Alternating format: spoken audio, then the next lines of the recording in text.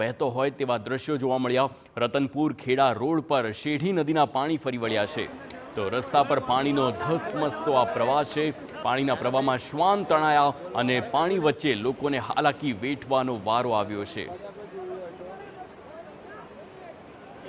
શેઢી નદીમાં આવેલા પ્રચંડ પૂરની અસર અત્યારે ખેડા તાલુકાઓમાં પણ જોવા મળી રહી છે। દ્રશ્યો બતાવવાનો પ્રયાસ કરીશ। ખેડા કેમ્પ વિસ્તારની અંદર જે રીતે અત્યારે રોડ પરથી જે પાણીનો પ્રવાહ સતત વધી રહ્યો છે, જેના કારણે મોટી સંખ્યામાં જે સ્થાનિક નાગરિકો છે તે રોડ પર આવી ગયા છે। બીજી તરફ વાત કરવામાં આવે તો જે લોકો છે તે ભોગ બનેલા લોકો છે। આપણી સાથે ભોગ બનેલા લોકો છે, આપણે તેમની સાથે વાત કરવાનો પ્રયાસ કરીશું। શું નામ છે કાકા? વિપુલ। જે રીતે પૂર આવ્યું છે શું કહેશો? પૂર આવ્યું, 5 દિવસથી લાઇટો નહીં, મોબાઈલ બંધ, ખાવા પીવાનું કશું જ નહીં। કેટલી મુશ્કેલી પડે ભાઈ? તકલીફ તો બહુ જ છે સાહેબ। અત્યારે તો આ પાણી ક્યારે આટલું બધું ક્યારે વધ્યું? આજથી 20 વર્ષે આટલું પાણી આવ્યું છે। 2005માં પાણી આવેલું, પછી 2024માં પાણી પૂરું આવ્યું છે। જમવાની ને તે કેવી તકલીફ પડે? જમવાની તો બહુ તકલીફ પડે સાહેબ। છોકરા ભૂખ્યા બે રોઈ રહ્યા છે ઘરે। બહુ સાહેબ તકલીફ પડે, પાણી બહુ આવી ગયું, આખું ખેડા ભરાઈ ગયું।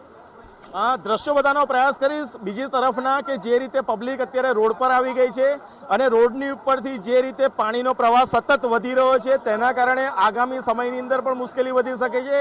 સ્થાનિક નાગરિકો દ્વારા પોતાના ટ્રેક્ટરોની અંદર માણસોને રોડની ઉપર લાવ્યા છે। જે રીતે ઘરોની અંદર પાણી ફરી વળ્યા છે, ઘરોની અંદર કમર સમાણા પાણી જોવા મળી રહ્યા છે, જેની સીધી અસર અત્યારે ખેડા વિસ્તારમાં જોવા મળી રહી છે। બીજી તરફ વાત કરવામાં આવે તો ખેડા ટાઉન તરફ જવાનો આ જે રસ્તો છે, જ્યાં જુઓ ત્યાં સુધી માત્ર પાણી ને પાણી જોવા મળી રહ્યું છે। વહીવટી તંત્રને ગંભીર પ્રશ્ન છે। વહીવટી તંત્ર દ્વારા એસી ઓફિસમાં બેસીને જે દાવાઓ કરવામાં આવે છે, રાહત બચાવની કામગીરીની વાતો કરવામાં આવે છે, તે તમામ વાતોની અહીંયા આગળ પોલ ખુલી જતી નજરે પડી રહી છે। વહીવટી તંત્રને TV9 દ્વારા પણ અપેક્ષા તેમની પાસે રાખવામાં આવે છે કે જે લોકો ભોગ બનેલા છે તેમને વહેલામાં વહેલી તકે રેસ્ક્યુ કરીને અન્ય સ્થળે ખસેડે તો તેઓ સુરક્ષિત રહી શકે। કેમેરા પર્સન મનીષ ત્રિવેદી સાથે ધર્મેન્દ્ર કપાસી, ખેડા કેમ્પ।